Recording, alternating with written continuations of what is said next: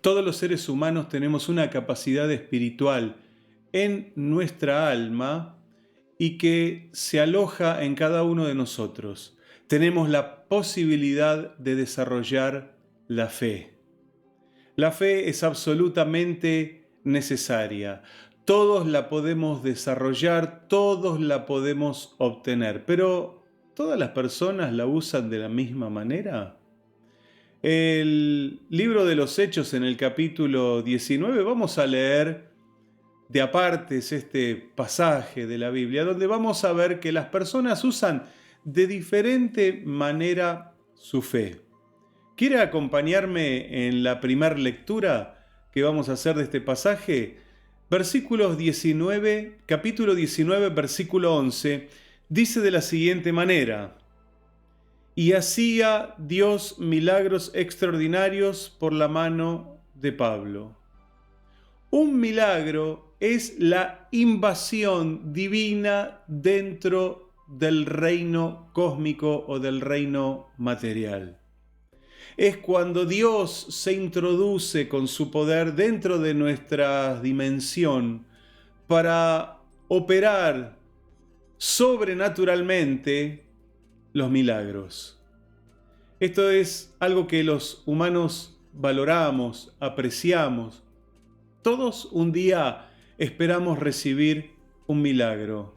No importa quiénes seamos, todos creemos y tenemos la fe de que algo puede pasar en nuestra vida que cambie nuestro rumbo. Pero observe que hay dos elementos fundamentales en el versículo que acabamos de leer. Hacía Dios milagros extraordinarios, dice, por mano de Pablo. Es necesaria esta combinación divino-humana para que haya este tipo de milagros. Dios nos hace parte del milagro. Dios quiere que los hombres podamos ejercer nuestra fe de tal manera que podamos ver milagros en nuestra vida. Por eso la fe de Pablo era una habilitación divina para que Dios pueda operar en aquel momento sobre las necesidades humanas. Todos nosotros habilitamos a Dios con nuestra fe, pero ¿qué quiere decir? ¿Que Dios no puede hacer nada si no encuentra fe? ¿O que Dios necesita siempre un hombre que tenga fe para él hacer algo? Pues esto no es así. Si usted va al relato del libro de Génesis, va a ver que antes de la creación del hombre, Dios ya estaba haciendo milagros, creando justamente el mundo cósmico donde después puso al hombre para que lo gobernase. Lo cierto es que la fe es como una llave muy específica que abre la cerradura de los milagros.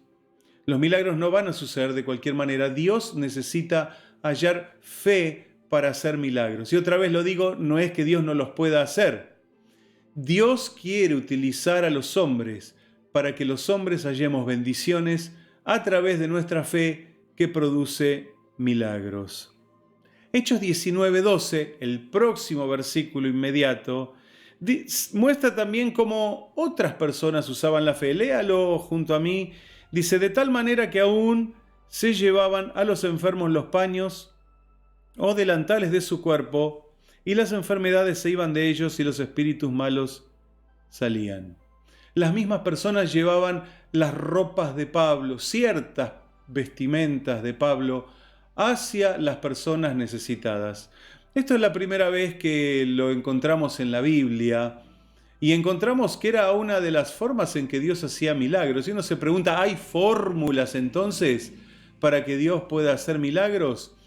En realidad no. Lo único válido y necesario para ver un milagro es la fe, que se podrá manifestar de distintas maneras. En este caso, como Pablo seguramente tenía una agenda bien apretada y tendría compromisos múltiples, y Pablo no podía entrar a todas las casas, ni ir a ver a todos los enfermos, ni estar con todas las personas, entonces tuvieron esta convicción en su corazón: llevemos alguna de las ropas que estuvieron en contacto con el apóstol Pablo o que eran de él, y seguramente a través de este punto de contacto sucedían milagros y maravillas en la ciudad de Éfeso. Dios va a utilizar la fe de los hombres. Otra vez lo digo, no hay métodos para los milagros. Sí hay unos elementos que tienen que estar siempre presentes. La fe es uno de ellos. El poder de Dios es el otro, es el que desencadena el milagro en las personas. Así que todo aquello que es hecho con fe va a tener resultados. Usted puede hacer un montón de cosas que tal vez no necesariamente tienen que estar relatadas en la Biblia. He escuchado tantos milagros a lo largo de todos estos años de ministerio y mucho más de cristianismo. He visto tantas cosas que no están escritas en la Biblia, pero que suceden porque las personas tienen fe. Tenga usted fe en Dios para poder ver el poder de Dios manifestándose en su vida, en su familia, en su trabajo. Unamos nuestra fe para ver los milagros de Dios en nuestra sociedad y para que el mundo pueda ver que Dios es un Dios poderoso, pero que va a responder a los principios que Él mismo estableció. Donde hay fe, habrá milagros.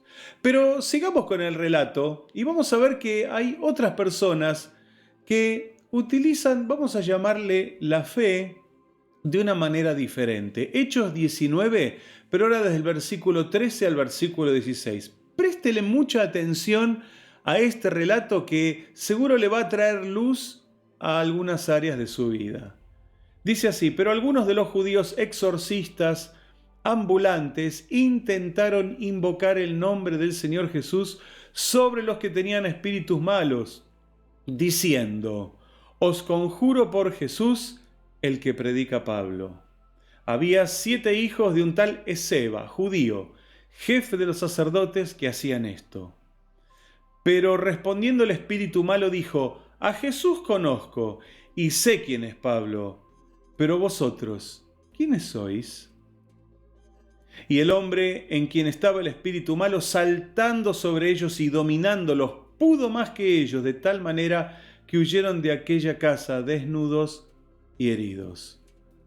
Varias veces esta historia me ha generado una sonrisa, pero me parece que es una historia demasiado seria, como para que nos podamos reír de lo que le pasó a esos 7 hombres que fueron dominados por una persona que estaba poseída por espíritus del mal.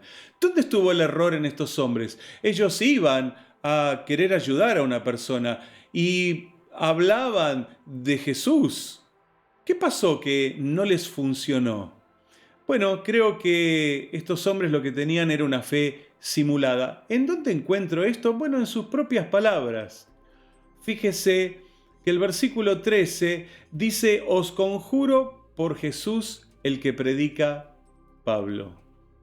No era Jesús el centro de su mensaje y el centro de su predicación. Estos exorcistas ambulantes usaban el nombre de Jesús como un amuleto, como si fuera algo que los hubiera de proteger por simplemente nombrar ese nombre. Es que ese nombre se nombra con convicción en el corazón.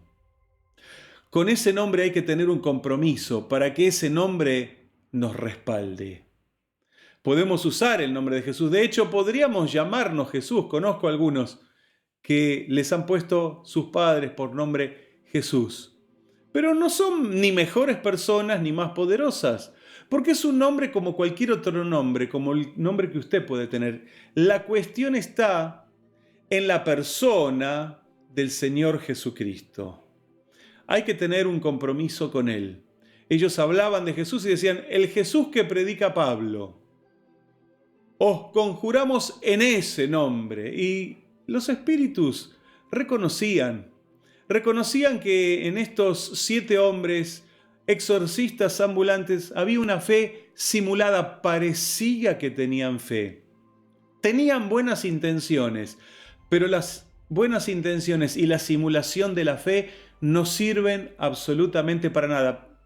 Pues en realidad sí sirven para algo, para causar daños mayores o para meterse en verdaderos problemas. Ellos querían tener fuerzas sobre los poderes demoníacos sin tener una relación con Dios. No se puede vencer a la fuerza del mal sin estar asociado a la fuerza del bien. Porque Jesús habló que hay solo dos condiciones espirituales. Jesús mismo dijo, el que conmigo no recoge es porque desparrama. Si no estoy con Jesús de manera voluntaria y comprometida, es porque estoy en el otro reino. Me guste o no me guste, es muy duro esto que estoy diciendo. Pero si usted no tiene hecho un compromiso con Jesús a través de la fe, del arrepentimiento y de vivir una vida conforme a lo que dice la palabra de Dios, lamento decirle en este día que usted comparte su vida con el reino de las tinieblas. Usted necesita un cambio. Usted necesita un cambio como lo necesitaban estos hombres. No era suficiente con nombrar a Jesús el que predica Pablo. Hay que vivir con Jesús el que predica Pablo. Hay que tener un compromiso espiritual con ese Jesús. Satanás conoce y sabe la fe que hay en el corazón humano. Él ve y conoce el estado espiritual de cada ser humano. Porque Él es un ser espiritual, entonces para Él reconocer lo espiritual es muy sencillo. Él ve si hay luz o hay tinieblas en el alma humana, en el corazón humano. No necesita hacer una gran investigación. Es una simple observación que Satanás o que los demonios hacen sobre el alma de la persona para saber si esa alma está redimida, está salvada, está perdonada o no. Por lo tanto, ellos conocen el estado espiritual del humano. Saben si hay o no hay fe. Estos hombres creían que tenían fe, pero en realidad tenían otra creencia, que no era la fe. Los demonios no la reconocieron, no tenían esas palabras, autoridad sobre los demonios. Eran simples palabras nombradas, frases hechas y nada más que eso. Satanás inclusive puede percibir el nivel de fe que una persona tiene. Cuán desarrollada está la fe en la vida de una persona.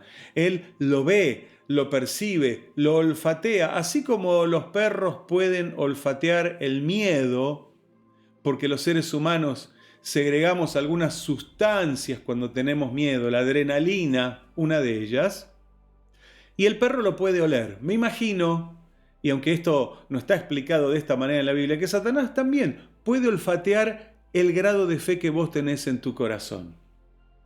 Y vendrá a probar esa fe, a ver si es genuina, si es verdadera, o es una creencia que se parece a la fe, es una buena intención, pero que no es fe puesta en el Señor Jesucristo. Esta historia termina mal para esos pobres hombres, y creo que es la palabra correcta para llamarlos. Pobres hombres.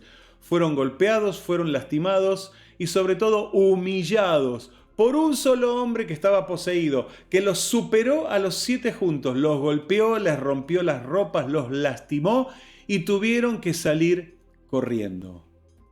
Pues quiero decirle que Jesús nos ha dado autoridad sobre los espíritus. Él le dijo a sus discípulos que le daba autoridad sobre las serpientes y los escorpiones para hollarlos, para pisotearlos, hablando Jesús metafóricamente de las fuerzas demoníacas, de las fuerzas satánicas, de las fuerzas infernales, de las fuerzas oscuras o de las fuerzas del mal. Todas estas palabras sinónimas de un mismo concepto. Jesús a sus discípulos les da autoridad como Pablo tenía autoridad. Los demonios reconocieron que en Pablo había autoridad y sabían quién era Jesús. Pero les hace una pregunta. ¿Ustedes quiénes son? Yo no los conozco. Mateo 12:26 Jesús lo explicó. Dice, y si Satanás echa fuera a Satanás, contra sí mismo está dividido, ¿cómo pues permanecerá su reino? Estos hombres no estaban del reino de la luz. Eran hombres con buenas intenciones, con buenos deseos, con ganas de ayudar, pero necesitaban pasarse del reino de la luz para poder luchar contra el reino de las tinieblas. Porque ellos mismos estaban tal vez amparados y cubiertos por el mismo reino de las tinieblas, y Satanás no se las dejó pasar. Usted necesita hacer un compromiso con Jesús. Usted necesita salir de las tinieblas y entrar a la luz admirable del Señor Jesucristo. ¿Quiere saber cómo hacerlo? Vamos a leer la última parte de esta historia, que va desde el versículo 17 al versículo 19. ¿Puede leerlo junto a mí? ¿Lo puede ver en pantalla? Dice así: y esto fue notorio a todos los que habitaban en Éfeso, así judíos como griegos, y tuvieron temor todos ellos, y era magnificado el nombre del Señor Jesús. Y muchos de los que habían creído venían confesando y dando cuenta de sus hechos. Asimismo, muchos de los que habían practicado la magia trajeron los libros y los quemaron delante de todos, y hecha la cuenta de su precio hallaron que era 50.000 piezas de plata. Note usted la fe de esta gente. La fe se manifiesta de maneras diferentes. La fe verdadera, la fe genuina, necesita mostrarse a través de las obras de los hombres, a través de lo que hacemos, de lo que decimos, de lo que vivimos. Estos hombres hicieron varias cosas, porque ellos tenían una fe puesta en Jesús.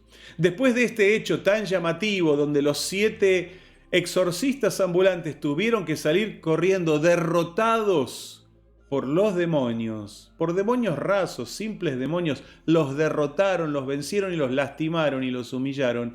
Esto llamó tanto la atención que la gente empezó a prestar atención al mensaje que Pablo estaba predicando, porque los mismos demonios atestiguaron que sabían quién era Pablo. Así que dice el versículo 17 que después de esto las personas temían y magnificaban a Jesús. Esta es una manifestación de la fe. Temer a Dios no es tenerle miedo, es respetar a Dios, es guardar sus mandamientos, es ubicar a Dios en el lugar donde Él quiere estar, en el primer lugar en la vida del hombre. Dios no está para el segundo, el tercero o el cuarto lugar, porque Él es Dios. Dios ocupa solamente el primer lugar. Así que las personas temían después de esto a Dios, reconocían a Dios y magnificaban a Jesús, reconocían que Jesús es el que tiene todo poder y toda autoridad en el cielo y aquí en la tierra. Dice el versículo 18, como lo hemos leído también, que muchos de los que habían creído venían confesando y dando cuenta de sus hechos. ¿Sabe qué es esto? Pedir perdón por los pecados cometidos. No es suficiente con pertenecer a una religión. Usted le tiene que pedir perdón a Dios por sus pecados, por las cosas mal hechas, por haber vivido tantos años lejos de Dios, por haber hecho su propia voluntad sin haber considerado la voluntad de Dios, por haber quebrantado una y otra vez los 10 mandamientos y todos los mandamientos que se desprenden de esos 10 que Dios le dio a Moisés para compartir con su pueblo.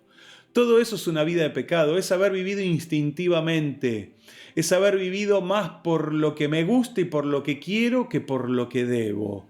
Es esa vida desordenada que todos, de una o de otra manera, hemos vivido, algunos menos, algunos más, algunos menos porque tal vez hemos nacido en un hogar cristiano y no tuvimos esa oportunidad de estar tan involucrados con el mundo, pero todos somos pecadores, todos nos desviamos, dice la Biblia a través del libro de Isaías. Todos hemos fallado y nos descarriamos, pero Dios cargó en Jesús todos nuestros pecados y por sus llagas, por sus heridas y por su cruz fuimos todos sanados. Pero mire el versículo 19, es lo más llamativo. Hechos 19 es algo que me llama mucho la atención y que está ilustrado en el fondo que tengo aquí. Dice que las personas que habían practicado la magia, tenían libros de magia. Piense usted, tener un libro en esa época era tener un gran tesoro, no era poca cosa. No todos tenían un libro. Un libro era un material artesanal, no era un libro de impresión como hoy tenemos que sacan 100.000 ejemplares en una tirada. No, tener un libro en ese momento era tener un verdadero tesoro, no importa de qué trate, era un libro. Tenían libros de magia y cuando las personas se arrepintieron y se dieron cuenta que la magia los ligaba más bien al diablo y a las tinieblas y a la muerte, decidieron desligarse de todos esos contactos que les quedaban de su antigua vida, contactos con el reino de las tinieblas, contactos con la muerte. ¿Qué hicieron?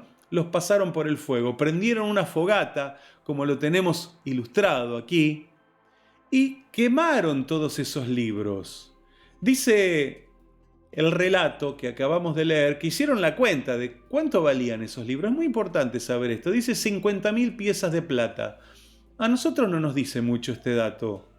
Pero cuando vamos a buscar en la Biblia las equivalencias, vamos a ver que era un número muy importante de dinero.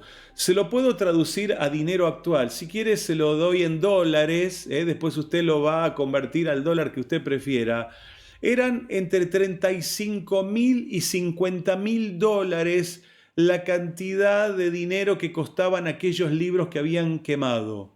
Uno diría, qué desperdicio, los podrían haber vendido y se hubieran comprado un departamento. Pues, ¿sabe que cuando nuestra vida espiritual está en juego, lo material no tiene ningún tipo de valor?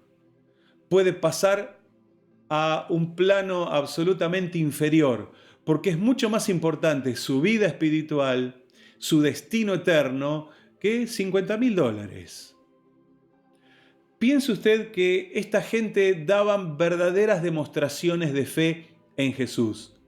Si no se hubieran convertido, nunca hubieran quemado 50.000 dólares o 35.000 dólares. Nunca los hubieran quemado. Nadie prende fuego esa cantidad de dinero en un mundo en crisis, en un mundo necesitado. Creo que ni los más ricos de este planeta pensarían en quemar dinero. Estos hombres quemaron esos libros, se deshicieron porque ya no eran importantes, era algo que los relacionaba a su antigua vida y ahora tenían una nueva vida en Cristo Jesús. Por eso la fe colocada en el lugar correcto da resultados correctos. Cuando la fe es puesta en Jesús, los resultados son positivos. Llega la salvación, llega la conversión, llega la paz, llega la prosperidad y llega la bendición sobre las personas y sobre las familias. ¿Dónde puso o dónde tiene usted puesta su fe? ¿La tiene puesta en un partido político? Pobre de usted si su fe está puesta en un partido político. No importa cuál sea. Puede ser de acá o del medio. No importa dónde usted tenga puesta su fe. Si usted puso su fe en los políticos y en los partidos políticos, quiero decirle que usted va a ser gravemente decepcionado. ¿Dónde está puesta su fe? ¿En la economía, en los economistas, en las bolsas de valores, en el dólar, en el euro, en el yen, en tantos papeles que hay por ahí, en los mercados? Quiero decirle que si su fe está puesta ahí, usted un día va a ser grandemente defraudado. ¿Dónde tiene puesta su fe? ¿En un arma de fuego que la tiene en su casa por las dudas? Quiero decirle que un día esa arma lo puede meter en graves problemas y le va a fallar. ¿Dónde tiene puesta usted su fe? Cuando alguien pone su fe en lo que no cambia, en lo verdadero, cuando alguien pone su fe en lo eterno, nunca va a ser defraudado, porque eso no se deteriora, no vence, no pierde valor, no cambia. Ponga su fe en Jesús. Él es autor y consumador de nuestra fe. Ponga su fe en Cristo. Y mire el versículo 20. Por último, cerrando esta historia, ¿qué pasa cuando las personas ponen su fe en Cristo? Dice, así crecía y prevalecía poderosamente la palabra del Señor. ¿Sabe que cuando crece la palabra de Dios, crece la fe? Cuando crece la fe, crece la cantidad de personas que se salvan. Crece la bendición en una ciudad, crece la salvación, crece la alegría, crece la esperanza. Ponga su fe en Jesús. Él es el que lo va a poder ayudar. Las manos humanas ayudan un poquitito nada más y se acaba. Se acaba la fuerza, se acaba el dinero, se acaba la inteligencia, se acaba la energía. Las manos de Dios nunca pierden poder, ni fuerza, ni energía. No se desvalorizan, no envejecen, no tienen artrosis las manos de Dios. Póngase en las manos de Dios, ponga su fe en Él, ponga su fe en Jesús y usted verá también estos mismos milagros que veían en la ciudad de Éfeso, personas sanadas, personas liberadas.